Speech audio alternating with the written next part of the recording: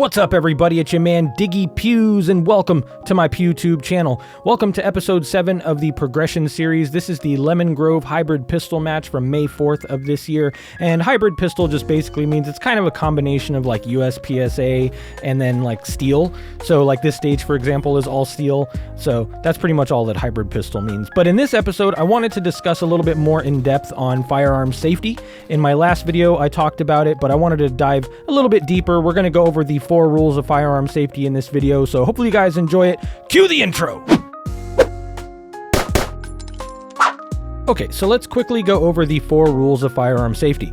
Rule number 1, treat all firearms as if they are loaded, always. Rule number 2, always keep the firearm pointed in a safe direction. Rule number 3, keep your finger off the trigger until you are ready to shoot. And rule number 4, know your target and what's behind it. Okay, so rule number 1, treat all firearms as if they are loaded, always.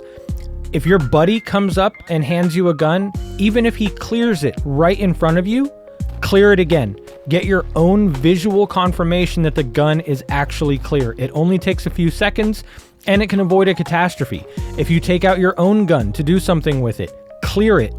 If you do something with your gun, then set it down. When you come pick it back up, clear it. You want this to become muscle memory.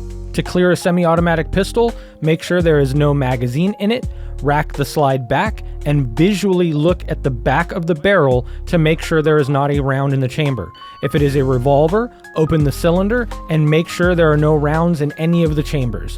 Never keep live ammunition anywhere near you when you're cleaning or working on your gun. I just saw a post today on Reddit in one of the Glock subreddits. It was a gentleman that decided to share his story. He showed a picture of his hand, which was currently missing his ring finger. There were some scabs and some scarring and some stitches, and basically he went to change a part in one of his pistols. He thought it was clear. It was not. He pulled the trigger and a hollow point bullet went right through his hand.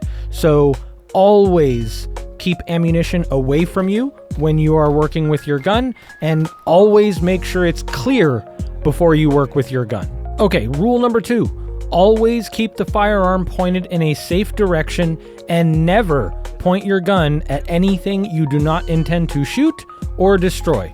This is pretty self-explanatory. Do not point it at yourself or your friends or your pets or anything you are not willing to destroy. Even if you are 1,000% certain it is clear, it does not matter. Guns are not toys, and pointing it at people or animals is not a joke, and it is not funny.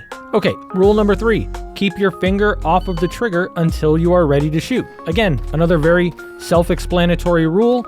Just keep your finger off the trigger until you're ready to pull the trigger and fire off a round. I have a buddy of mine that is a very experienced shooter. He's been shooting for a very long time, and I was at the range. We were practicing, doing some drills. His gun was loaded, and he was showing me and the RSO there something. He tapped his finger on the trigger while he was talking, and he has a very light trigger, so boom, the gun went off, and he had a negligent discharge. And again, this is a very experienced shooter, so it can happen to anyone. Luckily, he was following the keep your gun pointed in a safe direction, so nothing really happened. But again, it just goes to show that no matter how much experience you have, you can still make mistakes if you get a little too relaxed. Okay, and finally, rule number 4, know your target and what's behind it.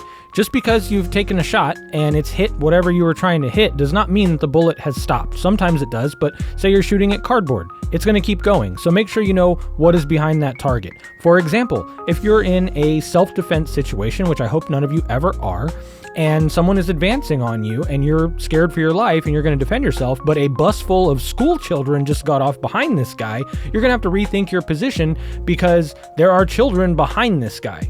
Right? So again, know your target and what's behind it. All right, guys, that's going to do it for my video on safety. Learn the rules, practice the rules, and be safe out there. Hopefully you guys enjoyed this, and hopefully you guys learned something. This has been your man Diggy Pews. Don't forget, as always, to like, comment, subscribe, and I'll see you in my sights.